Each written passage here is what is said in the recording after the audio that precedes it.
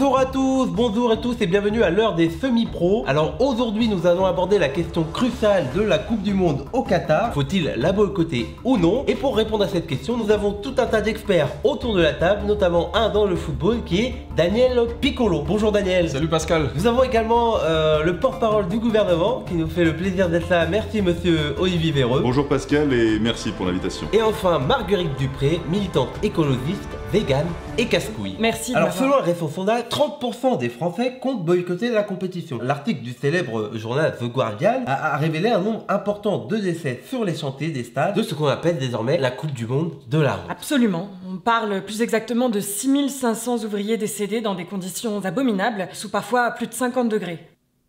Attendez, pardon, qui vous a donné la parole? Excusez-moi, je pensais qu'il était important. Mais taisez-vous enfin! C'est dingue de monopoliser comme ça la parole! Moi je veux d'abord avoir l'avis de monsieur Véreux. Bah, écoutez, notre amie militante le dit certes avec beaucoup de véhémence, mais elle n'a pas tort. Les droits de l'homme ont été bafoués sur la construction des stades, et par conséquent, cette Coupe du Monde est un scandale. Oh, excusez-moi, hein, on me dit dans l'oreillette que le neveu de l'émir El Thani va nous rejoindre sur le plateau. Bonjour, votre seigneurie, hein, merci de nous faire profiter de votre présence divine. Vous qui êtes d'ailleurs le propriétaire de l'immeuble, du quartier et de l'arrondissement. Mais pardon, monsieur Véreux, je vous ai coupé, qu'est-ce que vous disiez? Eh bien, je disais que c'est un scandale, voilà. Le Qatar devra répondre de ses actes. Et je le dis sans sourciller, hein, malgré la présence de notre ami qatari juste ici. Il y a eu un nombre considérable de victimes sur ces chantiers de la mort et en même temps, sur quel chantier n'y a-t-il jamais d'accident du travail? Tenez, pas plus tard que la semaine dernière, je faisais du bricolage chez moi, j'essayais d'accrocher un Van Gogh au-dessus de mon canapé. Eh ben, j'ai tapé sur mon pouce avec le marteau, il a gonflé, j'ai fini aux urgences. Attendez, vous osez comparer votre pouce qui gonfle avec 6500 morts, mais c'est honteux ce que vous faites. Mais vous êtes insupportable, vous, hein.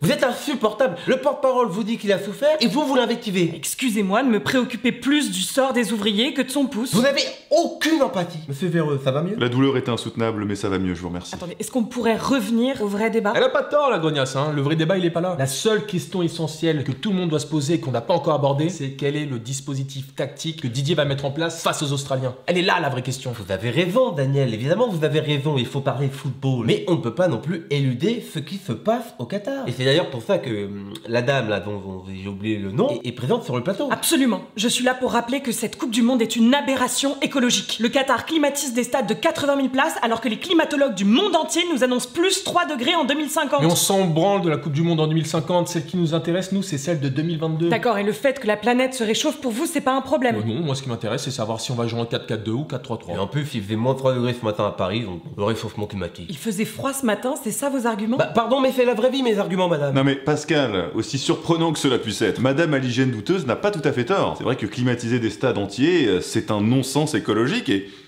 et en même temps, c'est quand même très agréable d'avoir un petit peu d'air frais quand il fait chaud. Pardon? Bah oui, excusez-moi, mais que celui qui n'a jamais mis la clim l'été dans son 4x4 pour aller à Deauville me jette la première pierre. Moi je peux vous la jeter la pierre, j'ai pas de voiture, je me déplace qu'en vélo. Attendez, pardon? Vous voulez jeter une pierre sur le porte-parole? Vous voulez le lapider? Vous êtes une écolo radicalisée? Vous voulez nous forcer à manger du quinoa 5 fois par jour en direction de Naturalia, c'est ça? Non mais ça va pas vous. Vous êtes une éco-terroriste? Non mais buvez une camomille Pascal, ça va vous calmer. Bon, et puis la seule clim qu'il va y avoir, moi je vous le dis, c'est celle que va mettre Karim à la défense australienne.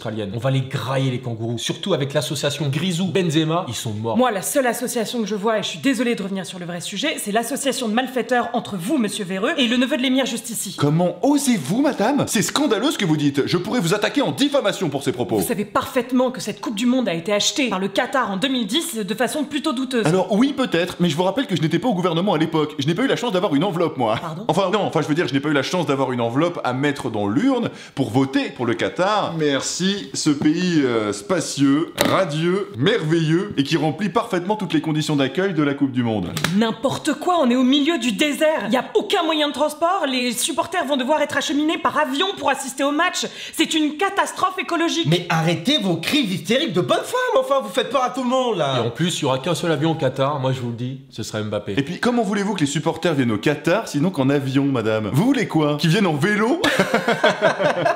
En roller? En trottinette. En dos crawlé? Allez, tout de suite, on va donner la parole aux téléspectateurs. Nous sommes actuellement avec Nicolas qui n'a pas voulu nous donner son nom de famille et qui nous appelle en direct de Neuilly. Alors, Nicolas, vous allez regarder cette Coupe du Monde. Tout à fait. Le football est un sport universel qui rassemble le monde entier. Alors je vois vraiment pas pourquoi faudrait boycotter un tel événement. Et les droits de l'homme bafoués par les Qataris, ça ne vous dérange pas? Écoutez-moi bien, monsieur Pascal Semi-Pro. Moi, j'ai eu la chance, je vous le dis, de rencontrer des Qataris à l'Elysée lors d'un déjeuner en 2010. Eh ben, ce sont des gens admirables. Sur mes conseils, ils ont racheté le Paris Saint-Germain d'ailleurs. Carla a eu un super collier. Tout le monde était content. Attendez, Carla... Vous êtes Nicolas Sarkozy?